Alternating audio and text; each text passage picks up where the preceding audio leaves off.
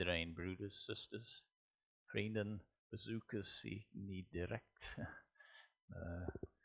Dan mogen de Heer ons leiden, zegenen, als wij een gedeelte van zijn woord gaan samen nu bekijken.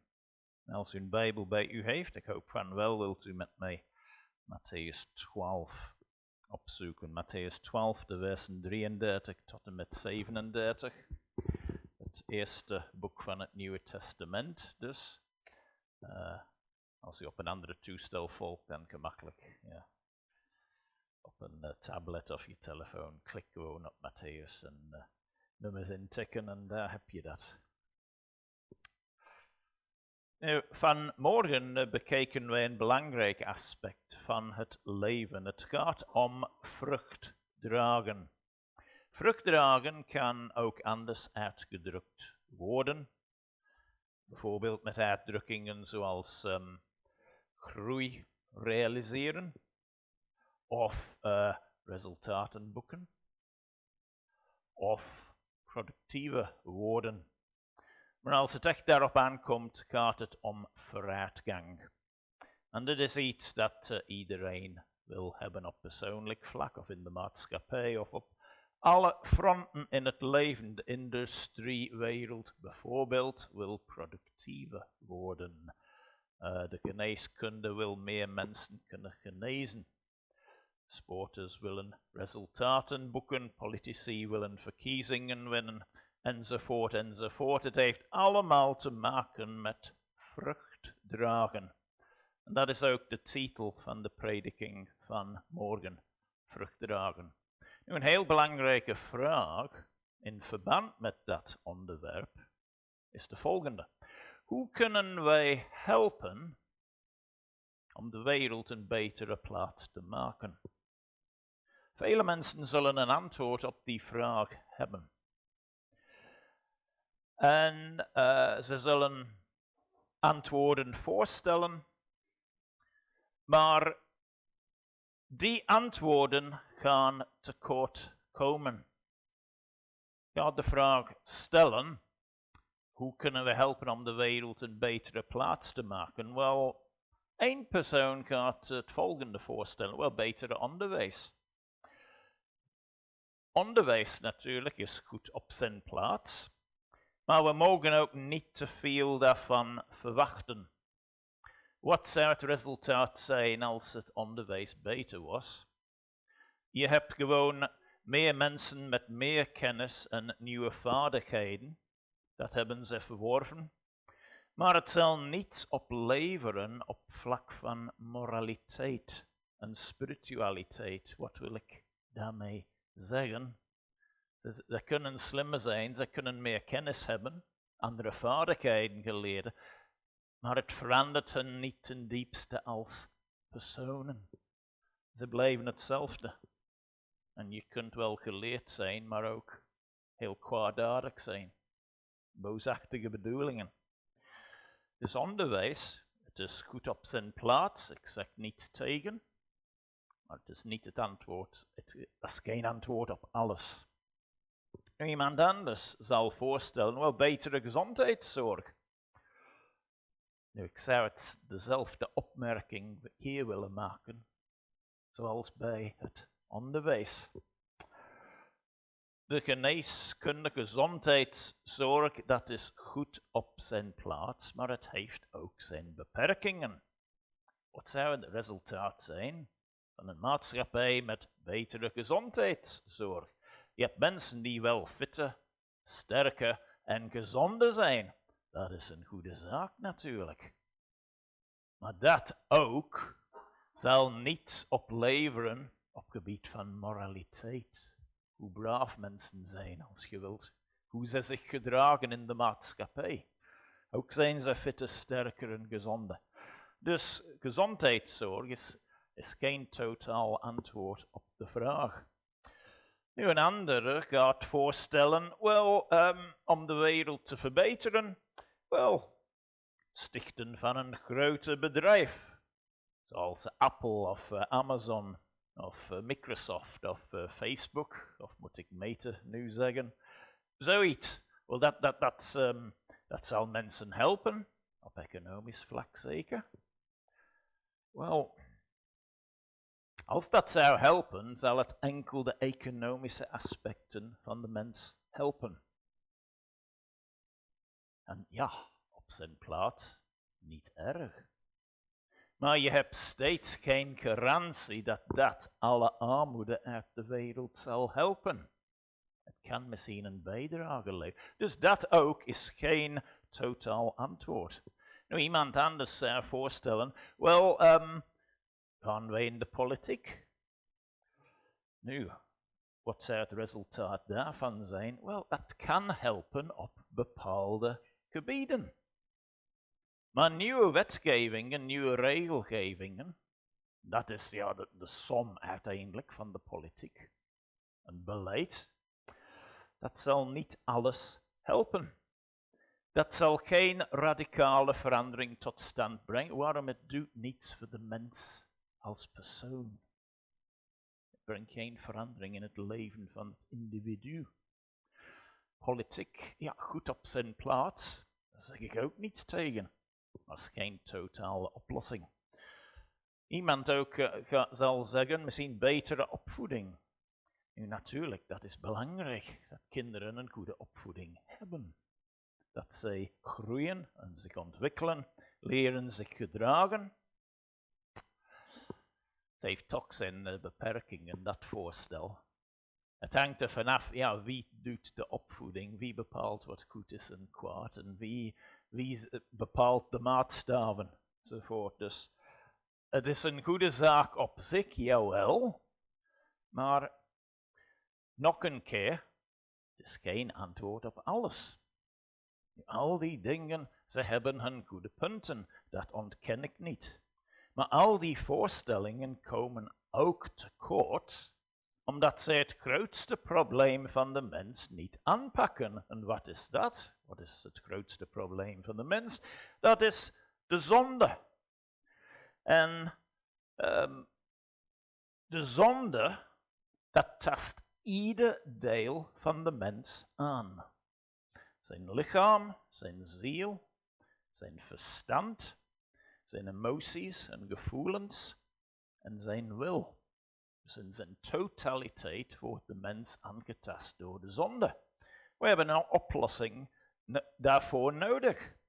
En om dit probleem aan te pakken, hebben wij iemand of iets nodig om de mens radicaal te veranderen van binnenuit in zijn totaliteit. En ik wil gaan voorstellen vanmorgen, het is enkel het evangelie heeft het antwoord daarop. Enkel het evangelie heeft de kracht. Het brengt verzoening tussen God en zijn schepsels, tussen God en zondaren, en ook tussen mensen. En het verandert de mens van binnenuit. Nou, als u een wederom geboren christen bent, kunt u iets daarover vertellen. De Heere Jezus is in uw leven gekomen en hij heeft verandering gebracht. Hij is bijna als een soort inbreker in uw leven gekomen. U had het misschien niet verwacht. Er zijn sommigen onder ons opgegroeid in de kerk.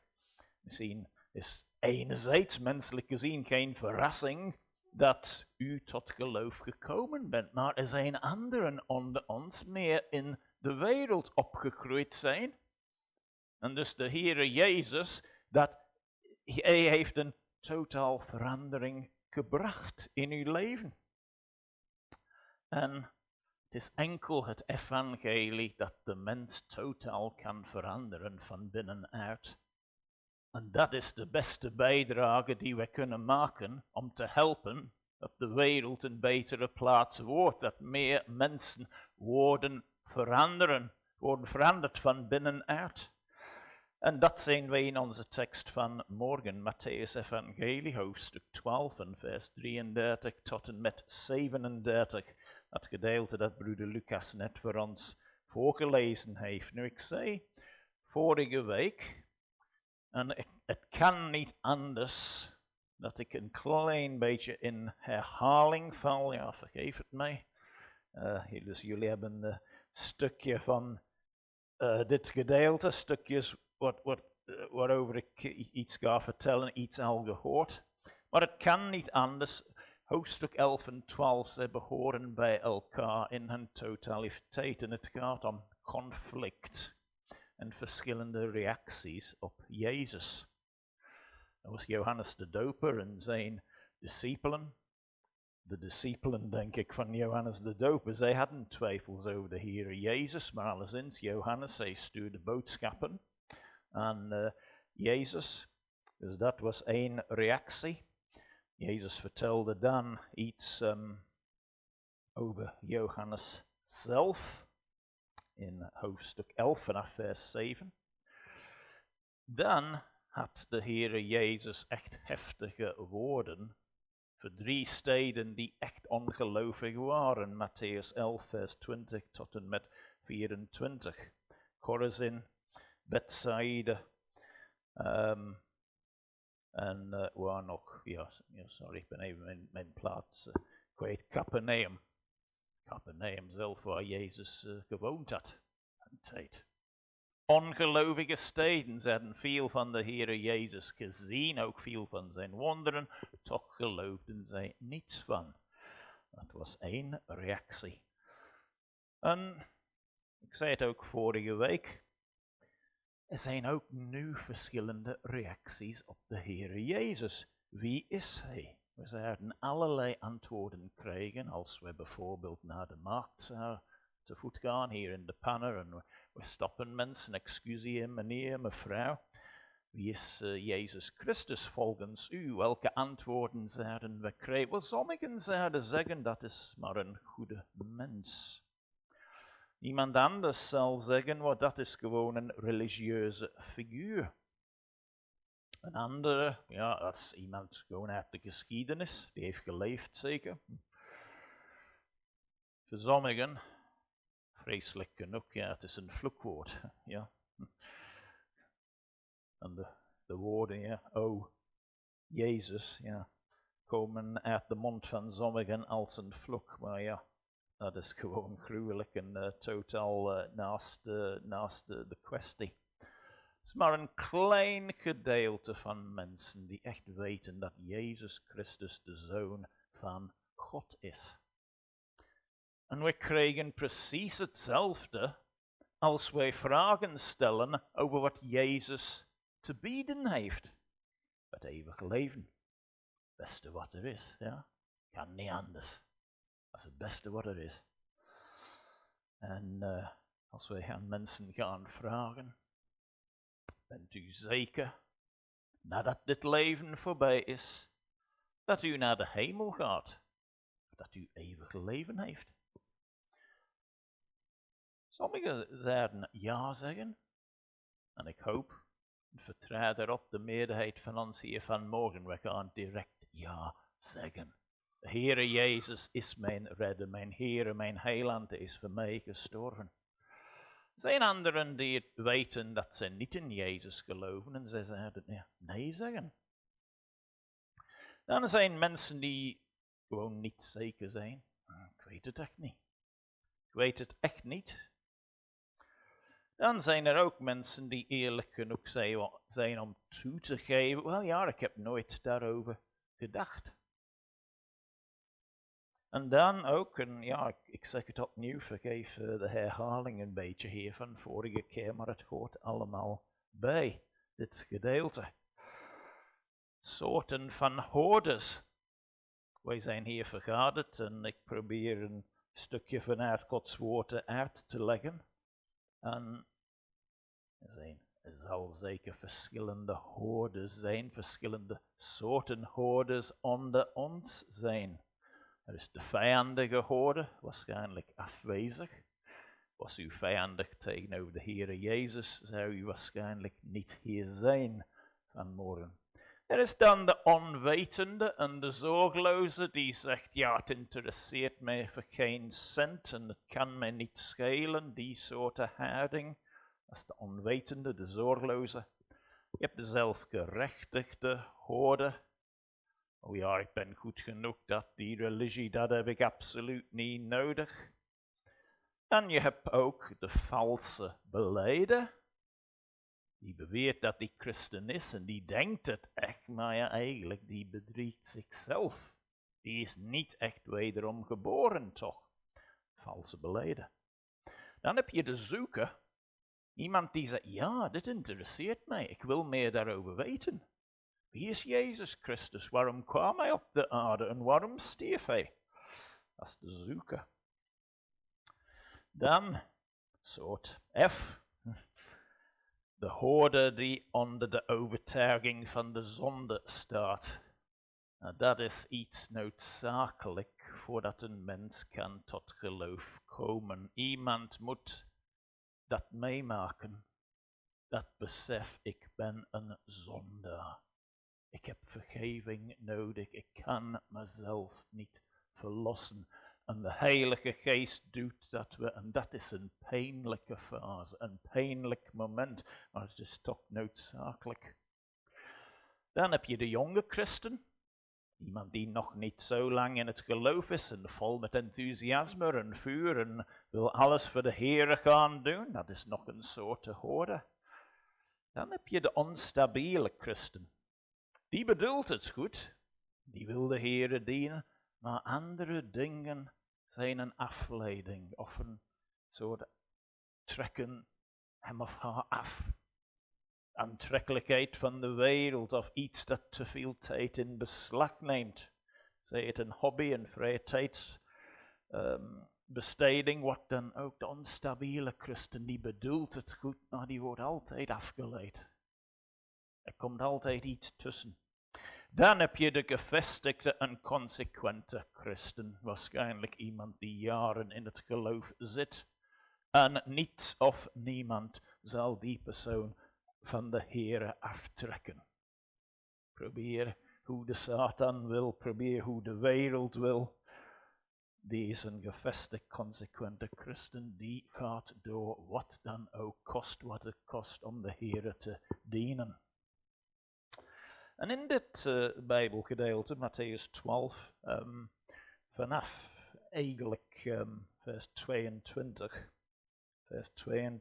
tot en met 37 is één grote blok. Als u de Nederlandse Bijbelgenootschap-vertaling hebt, de NBG van 1951, dat wordt als één blok gedrukt. Dus waarschijnlijk beter in mijn Bijbel, de herziene statenvertaling, is er een opsplitsing naar vers 32. En dus ik behandel deze versen 33 tot en met 37 apart, maar ze horen toch bij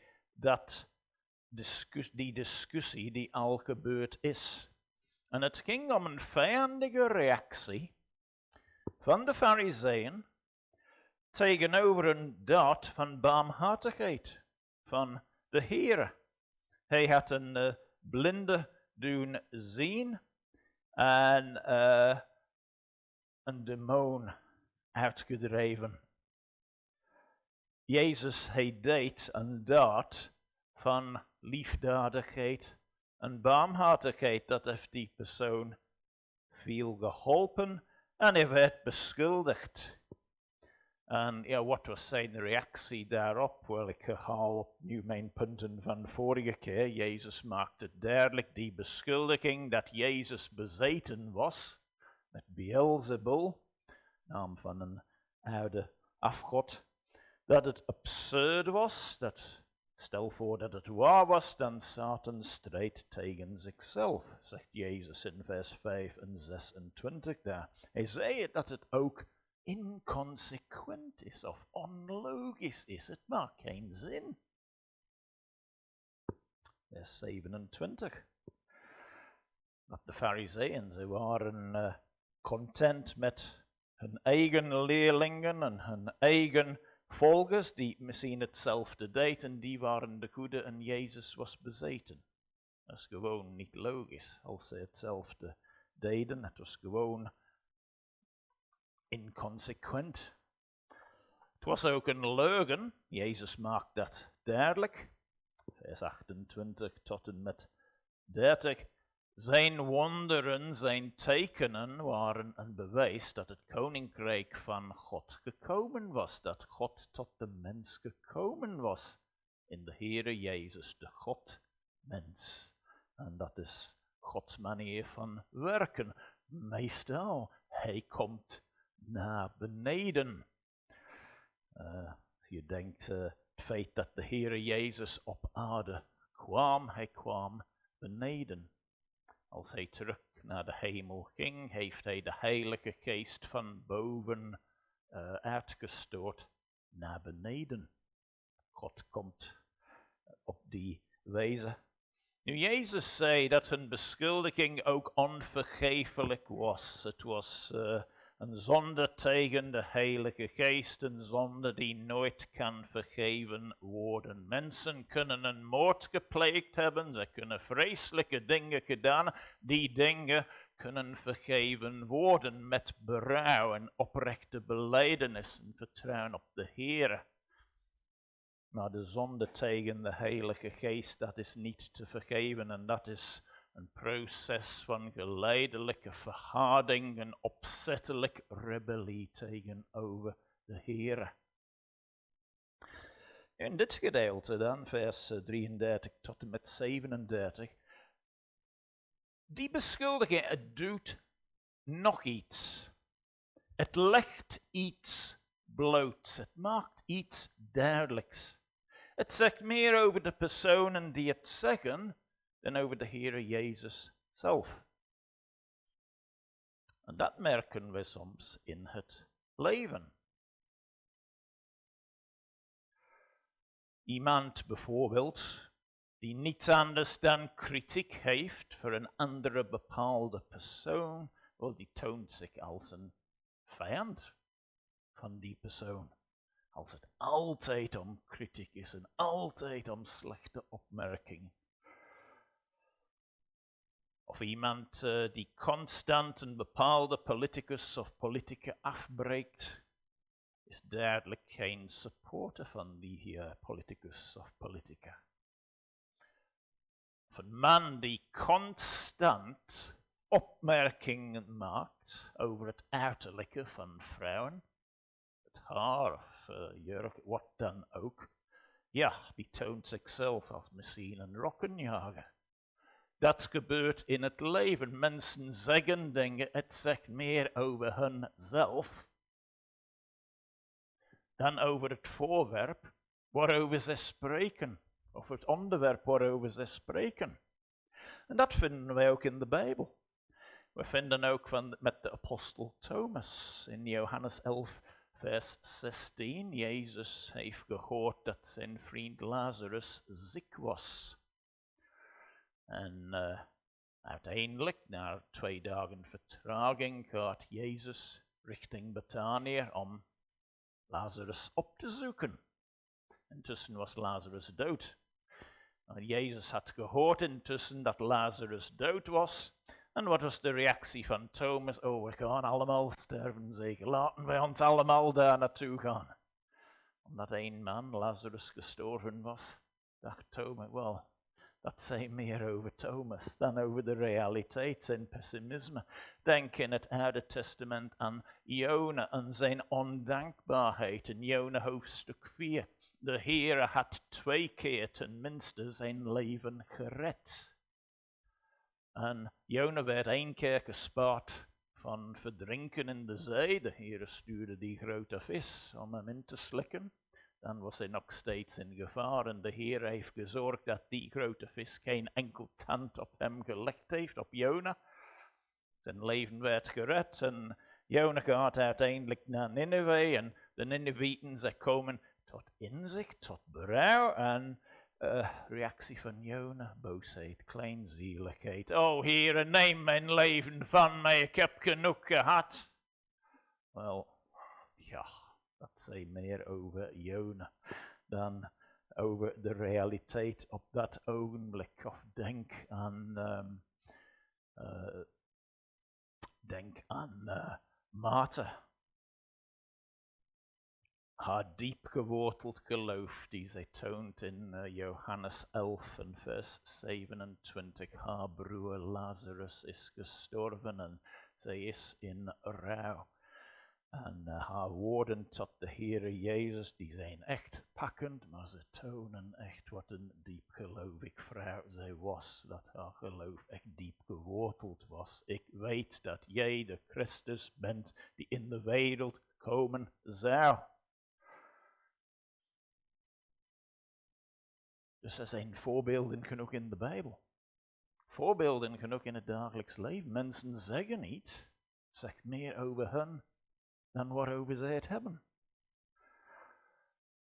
En de Farizeeën, ja, dat is hetzelfde hier. Ze zeggen dat Jezus bezeten is. Ja, hoe durven ze? Dat is een reactie die we kunnen hebben, maar ze deden het. Ze deden het. Die man, de Heer Jezus, hij deed iets liefdadigs, iets moois, iets barmhartigs. En de Farizeeën zeiden, oh die man, die is bezeten. Zij waren, ja, gewoon slechte mensen. En dat is het. En de Heer legt het uit. En wat was het oplossing dan van? Ze hadden een nieuw hart nodig om goede vrucht te dragen. Een nieuwe hart, en dat is de sleutel. Een nieuw hart. Nu, ik zou even moeten iets duidelijk hier maken. Wat is het hart? Nu letterlijk gesproken is het hart, dat is een spier in ons lichaam, ongeveer op onze linkse kant, de borstkas. En dat pompt bloed rond ons systeem, het houdt ons in leven. Letterlijk gezien, dat is de betekenis van het woord hart. Maar, en het is een grote maar als we de Bijbel openen. De Bijbel, 9 keer op de 10 tenminste, misschien 95 keer op de 100, ik heb nooit geteld, het gebruikt het woord hart in een figuurlijk zin. Met een figuurlijke betekenis. Het hart is het centrum van een persoon.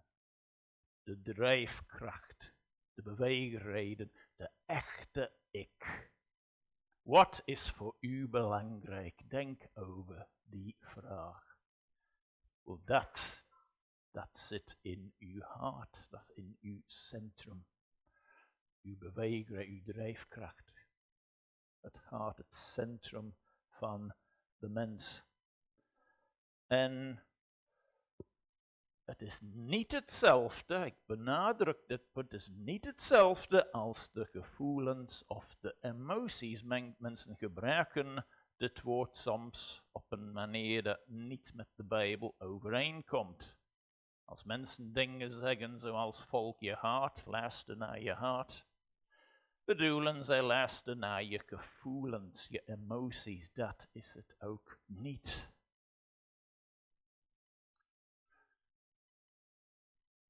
Het geloof, het moet in je centrum zitten, in je hart. Ik probeer een beetje te verbeelden hier. Dus we nemen mijn hart hier. Er zijn mensen die enkel een geloof, enkel in hun verstand hebben. Ja, hier. Er zijn mensen voor wie het geloof is meestal een buikgevoel, een impuls, een gevoel, een emotie. Dat is hier. Er is een oude Nederlands woord, toen mijn leeftijd nu zeg, 1 voet. En 1 voet, dat is 30 centimeter. Ja. Dus je geloof, het kan 1 voet te hoog zijn. Als het enkel in je hoofd zit, het kan 1 voet te laag zitten. Wat is het verschil? De persoon die het geloof enkel of hoofdzakelijk in het hoofd heeft, die weet veel dingen, die heeft veel kennis. En die kan misschien de Bijbel moeiteloos, bijvoorbeeld het Oude Testament in het Hebreeuws lezen, het Nieuw Testament in het Grieks. En Die weet alles over de inhoud van de Bijbelboeken en over wat wordt genoemd systematische theologie, hoe de verschillende onderwerpen bij elkaar. Die weet veel kennis, maar het geloof zit te hoog, 1 voet, 30 centimeter hoog. Maar dan zijn andere mensen zijn leven van impuls, buikgevoel. Geloof zit te laag in de buik. En dat soort persoon is vaak 1 dag in de wolken dan in de kolken. Ups en downs, dat past soms bij een bepaalde temperament van iemand. Dat is iemand die met een buikgevoel een geloof heeft. Nu, het geloof moet de ganse persoon omringen, ja. Maar het centrum, dat is het belangrijk, het moet in je hart zitten. Niet enkel in je verstand, niet enkel in je buik. Ja. Het hart dan, waarom is het hart zo belangrijk? En de Heer Jezus maakt een aantal opmerkingen hier. Een eerste punt, het hart is de wortel. Het hart is de wortel. Vers 33. De Heer Jezus zegt, stel dat de boom goed is, dan is ook zijn vrucht goed. Of dat de boom slecht is, dan is ook zijn vrucht slecht. Want aan de vrucht wordt de boom gekend. En Jezus gebruikt de illustratie van een boom en de vrucht. En het hart is de wortel. Een beetje verder spreekt hij over de woorden die uit dat hart komen. De overstroming, zeg maar. De taal is de vrucht. Wat uit de mond komt, het komt uit het hart. En als de aard van de boom goed is, dat wil zeggen goede wortels, zal de vrucht ook goed zijn. En als genade in het hart heerst, zal dat hart de taal van het eeuwig leven spreken over de Heer en zijn zaken en alles anders wordt in dat kader geplaatst. Maar als iets anders heerst in datzelfde hart, lust of ziekte of bitterheid, dan zal de vrucht slecht zijn. Dat is de les hier. De vrucht en de boom horen samen. De Heere Jezus gebruikt dezelfde illustratie met betrekking tot valse profeten in Mattheus 7, vers 15 tot en met 23. Ik ga dat nu niet voorlezen omwille van de tijd. Als een boom slecht is, geeft het slecht vrucht af. Als iemand niet echt tot bekering gekomen is, niet echt tot wedergeboorte, zal de vrucht uiteindelijk nep zijn. Of zelfs vals. Nu, deze fariseeën die met Jezus zij hadden slechte wortels, dat is duidelijk. Dus niet voor niets, Jezus noemt een aderengebroed in vers 34. Een ader, dat was een klein woestijnslang. Klein, moeilijk te zien, maar zeer bedrieglijk. Gemakkelijk om te wisselen met dode takken of braamstruiken zelfs. Dus echt verleidelijk. Daarom kiest Jezus dat woord. Het hart is de wortel. Het hart moet goed zijn. Dat is de bekering. De Bijbel spreekt over de besnijdenis van het hart. De verandering van binnenuit. Het hart is de wortel. Tweede punt, het hart is de fontein. Vers 34.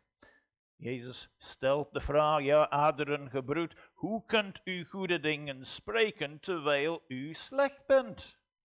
Want uit de overvloed van het hart spreekt de mond. Jeremia spreekt ook over zoiets, hoofdstuk 6, vers 7, over een slecht fontein.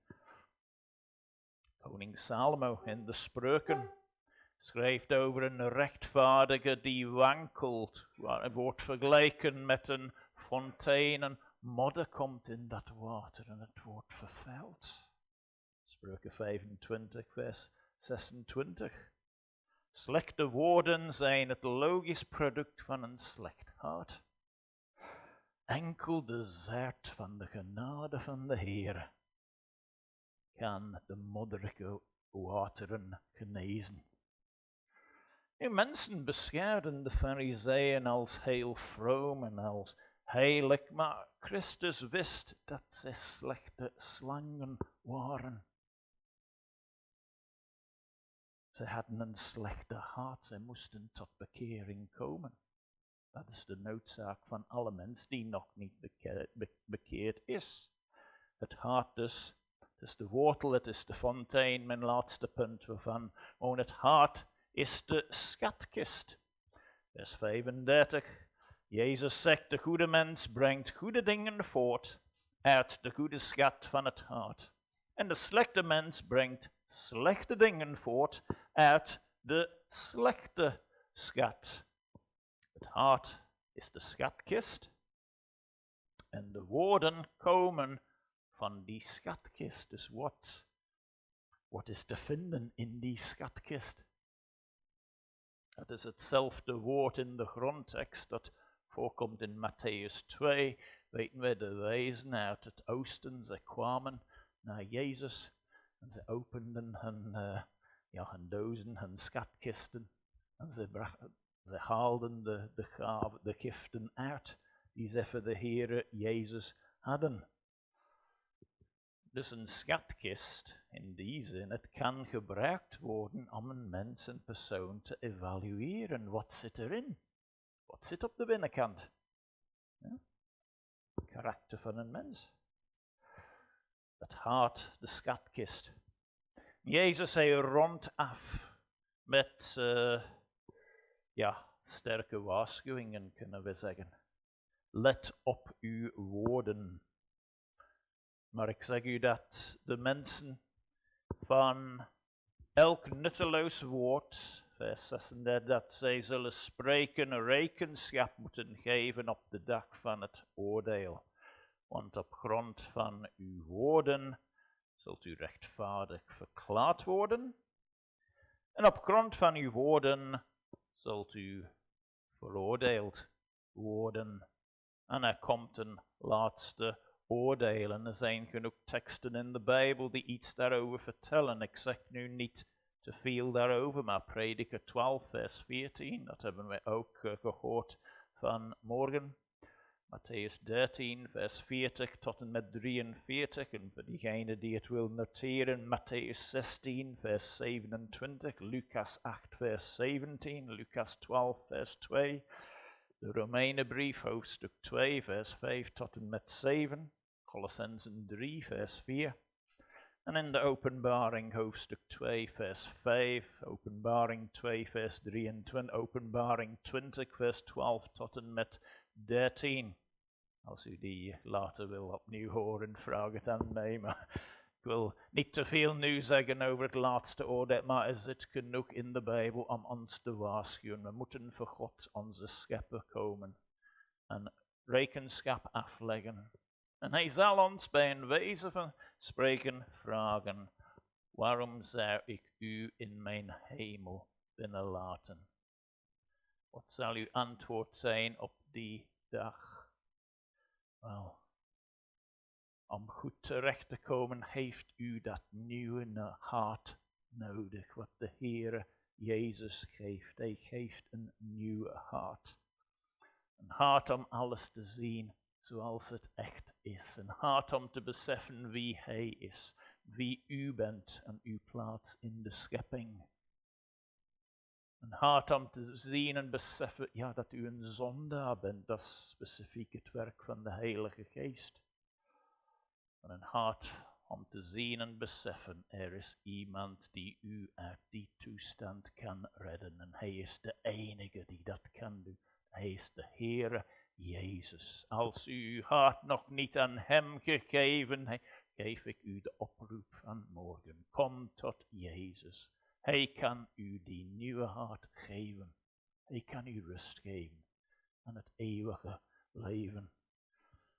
Worstelt u met iets in uw leven als gelovige? Geef het in de eerste instantie over aan hem.